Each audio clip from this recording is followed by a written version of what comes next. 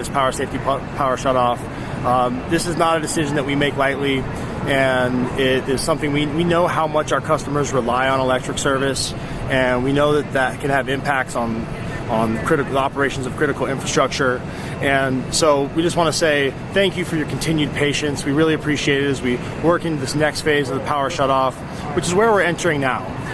So we got the all clear for a number of counties across our service area that are impacted by the power shutoff. So with that enables us to now begin our inspection process and addressing any potential damages, and then into the restoration phase. Now, regarding damages, I can tell you that we have preliminary reports that indicate that we have some vegetation-related damage to some of our lines. So we'll have to address those issues before we're able to move forward with the restoration phase. And we're going to continue to work through the day and night. We have our emergency operations center here open. We have more than 6,000 qualified personnel to go out, do the inspections and restorations, 45 helicopters, and it's all hands on deck here for PG&E to make sure we get our power back up for our customers as soon as possible. How many households have been restored?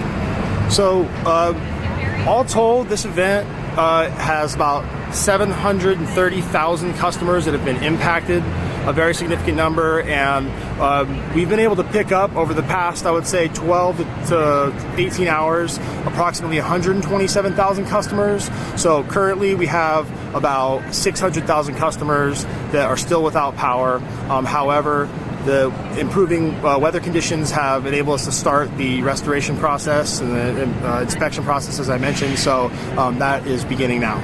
Any estimate as to when you're going to be fully restored?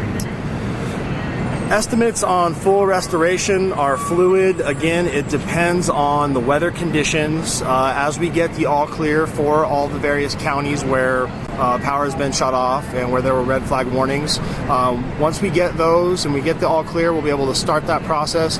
We've said that it's about 24 to 48 hours once we get the all clear to be able to go then do the inspections, address any damages, and start the restoration process. So we're hopeful that the majority of our customers will have their power on this weekend, but again, that's a fluid situation. The weather conditions constantly changing. So I was at the commission meeting this morning, and they've had a representative embedded with your team inside the building working through this process. It wasn't altogether a bad response from the commission, but at the same time, I think one of the big emphasis, and you already hit on a little bit, just hit on a little bit more, is the website and the amount of traffic and the amount of messages you were sending out to people, and then they had nowhere else to go to get what you were telling them they could get answers to. So maybe just one more time, talk about that website and what was the issue, or is it just a traffic issue? I mean, what is it? So we apologize to our customers for the issues that they've experienced with PG&E.com. We had massive traffic levels that were unprecedented to PG&E.com, and prior to when we called this event, we did double our database server capacity so that we could try and address these issues. That obviously wasn't enough. We're still working to build out further capabilities for our database and our customer contact pages. We also stood up an additional website. It's a third-party website where customers can go to get information and to check to see if they are impacted or if they've been impacted. I would say that we appreciate our state leaders, our regulators, and the agency's feedback as we go through this process. We will take that feedback and we will use it to improve upon our operations for future PSPS events. And I would also just add that any customers that are still worried or wondering if their power is going to go off, all of the phases of this PSPS in terms of the actual de-energization component have been completed. So if your power is not out, it's not going to go out at this point. And if you would have received an update from PG&E prior to the power going off.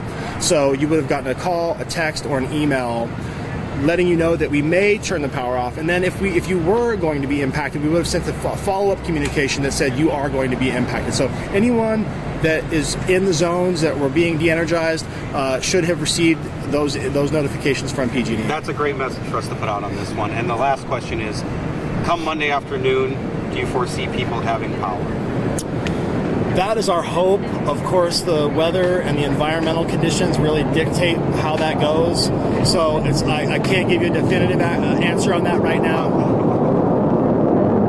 Fleet Week. Yeah, good here. Even PG&E employees should be enjoying Fleet Week this week and not looking at lines. Even with Fleet Week going on, our focus is on ensuring that we can get our customers back up as soon as possible. So I'll leave it with that. Now, which county is most impacted right now? I have a list, sorry. Let me look down just for a sec. I'd have to come back to you with that information. I don't know. I don't actually have that in my latest. So let me get back to you with specifics. Okay, that's great. Okay. All right. Thank you so much. Yeah, you're welcome. Thanks, buddy. Thanks, gents. Thank you. Hey, appreciate it. You got it. You take care. Yeah, you too. Thanks for coming out. Sure. No, thanks for helping us.